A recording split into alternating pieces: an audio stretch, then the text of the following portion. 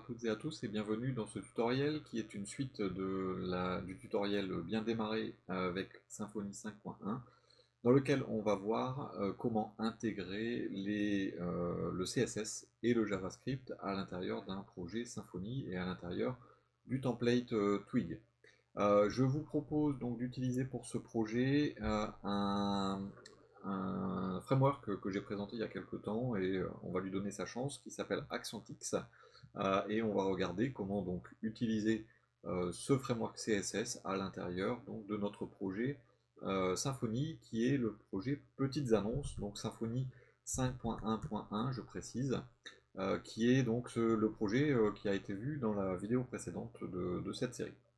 On va utiliser donc ce framework, j'y arrive, framework Accentix. On vous invite à regarder un petit peu la présentation que j'en ai faite dans une vidéo précédente si vous le souhaitez. Et donc on va regarder un petit peu comment ça fonctionne en allant sur Get Started et on voit donc qu'on a un link donc CSS et une balise de script à indiquer au niveau de notre template. Donc au niveau de Symfony 5.1, pour celles et ceux d'entre vous qui débutent sur Symfony, donc tout ce qui est vu se trouve dans le dossier template. Et dans ce dossier template, donc j'ai différents dossiers que je vais fermer, et surtout j'ai un fichier qui s'appelle base.html.twig, qui est le thème de base de notre document.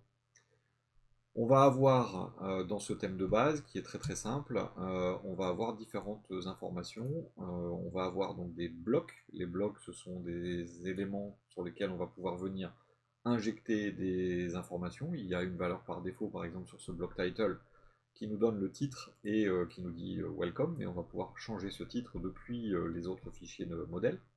On a un bloc style sheets, et on a un bloc body, donc qui est le cœur de notre fichier, et on a un bloc JavaScript. Il y a plusieurs façons de faire, donc comme je l'ai dit, j'ai eu des commentaires sur la vidéo précédente disant c'est inadmissible en gros de mettre des entités au pluriel, c'est un choix personnel, je n'oblige personne, si vous avez envie de le faire autrement, faites-le autrement, n'hésitez pas à la débattre, ça ne me pose pas de soucis. Simplement, c'est un choix personnel de mettre en place exactement comme je vais le faire là maintenant. Donc par exemple, le link qui m'est proposé pour Accentix, je vais le copier et je vais le mettre avant le bloc StyleSheets. Il y a d'autres personnes qui vont vous dire il faut le mettre dedans et le rappeler depuis le template. Moi, étant donné que j'en ai besoin sur chaque page, je ne vois pas l'intérêt de le mettre dans le bloc StyleSheets, c'est un élément permanent.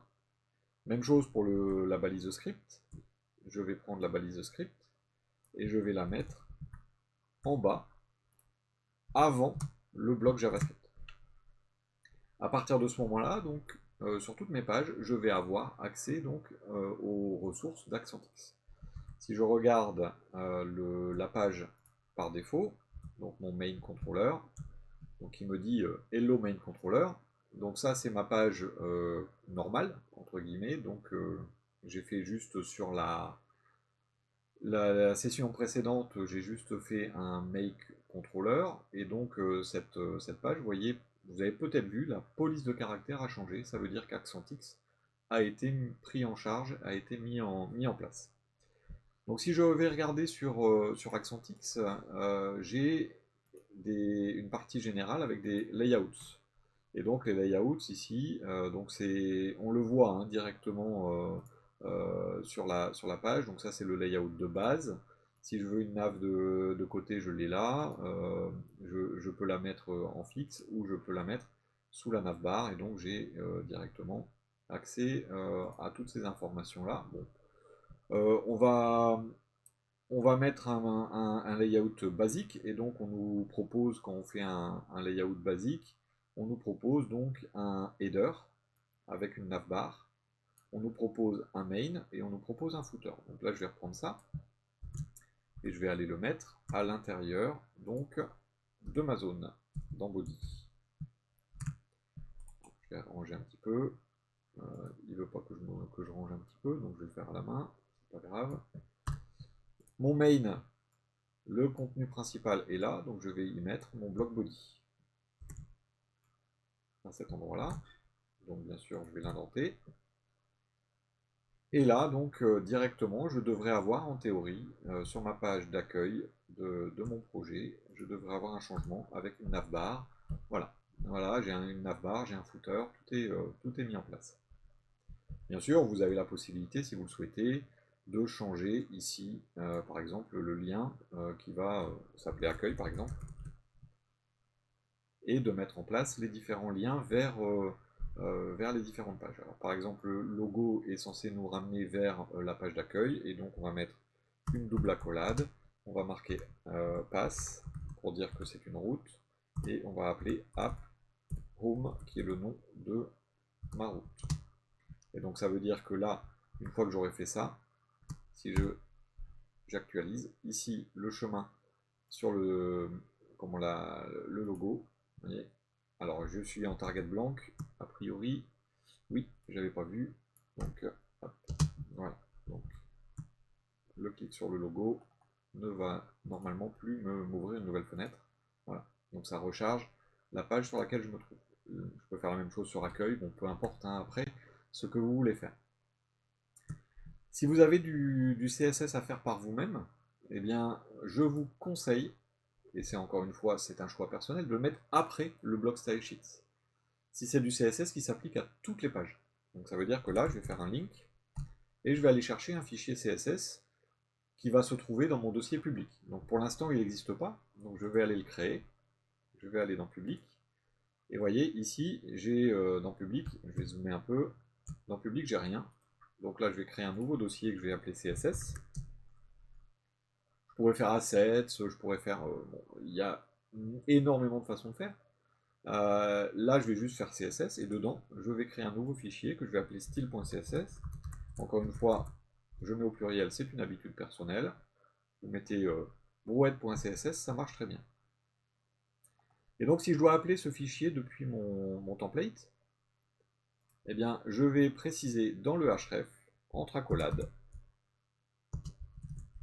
je vais mettre asset css style.css. En mettant la fonction asset, ça vous permet d'aller pointer vers public.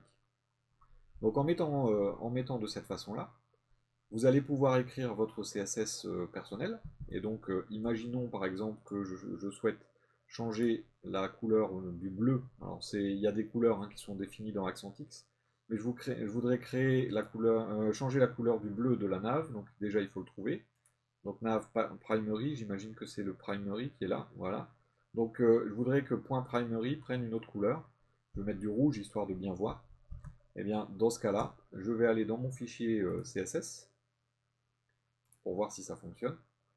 Et donc dans ce fichier CSS, je vais mettre .primary et je vais faire un background color red.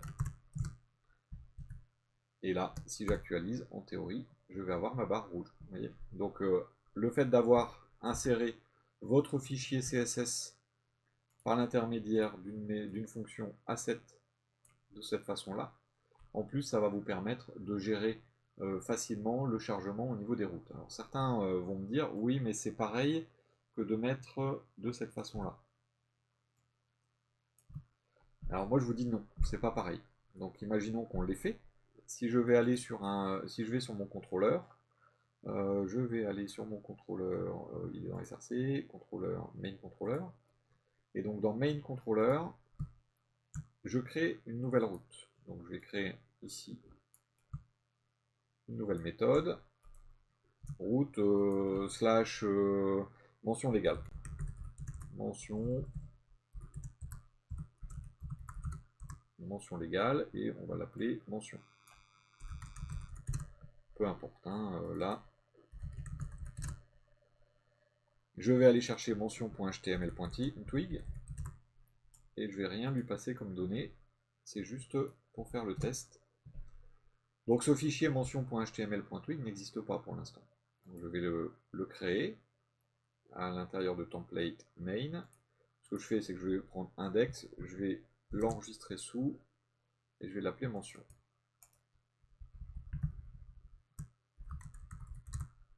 mention.html.twig. Le voilà. Il est temps, donc là tiens, je vais l'appeler mention légale. Donc vous voyez le block title, vous allez voir que le titre va être changé. Il est en bien base. Et ici, je vais tout enlever dans le bloc body. Je vais juste marquer mention légale. Tiens, je vais faire un H1. Et je vais l'appeler mention légale. Voilà. Et donc si maintenant je vais sur ma route, hop, slash mention tiret légal.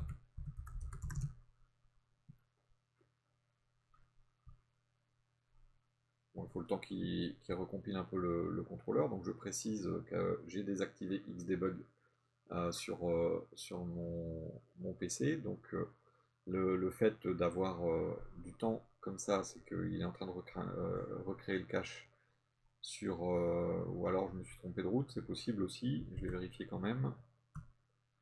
Make contrôleur, mention légal, non, a priori c'est bon. Donc j'ai mon mention légale qui est apparu. Et donc là, si j'examine, je vais retrouver donc dans mon header, dans mon head, pardon, j'ai trouvé css/style.css. Donc pour l'instant, ça fonctionne très bien. Maintenant, si j'ai une route qui va un petit peu plus loin,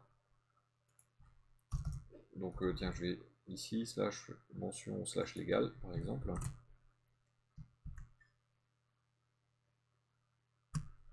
Voilà, donc je vais mettre slash mention slash légal.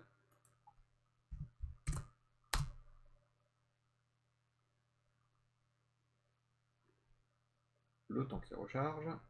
Voilà. Vous voyez, là maintenant c'est devenu bleu.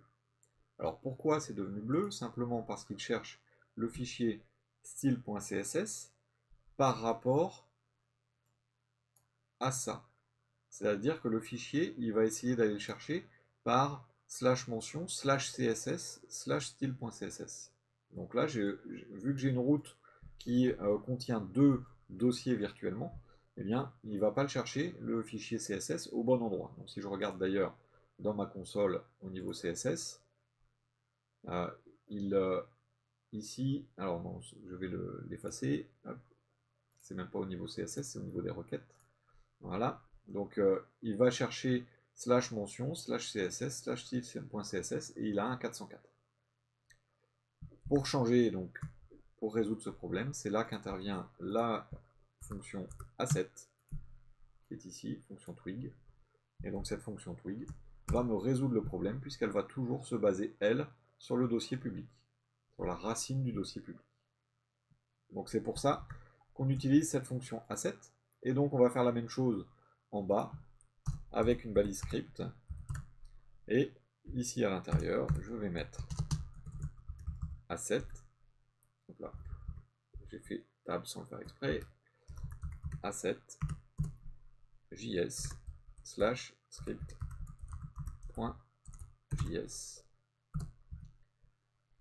Et bien sûr, il faut que ça existe. Donc il faudrait que dans mon dossier public, j'ai un dossier JS.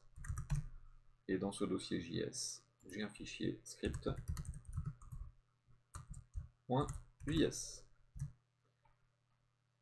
Et voilà, ça va fonctionner. Il va bien aller me les chercher. Hein. On va voir qu'il va bien aller me chercher CSS style.css et JS script.js. Alors ici, on a un 304 not modified.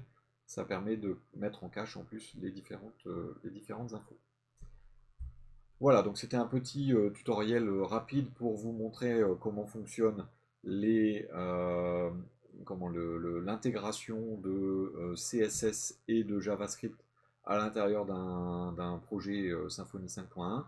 Vous pouvez bien sûr utiliser des extensions comme Webpack encore pour mettre vos fichiers JS et CSS à d'autres endroits et faire de la compilation. Mais ça, donc, ce sera l'objet vraisemblablement d'un tutoriel un petit peu plus tard, qui ira beaucoup plus loin sur l'utilisation de Webpack encore. Je vous remercie pour votre attention et je vous dis à bientôt.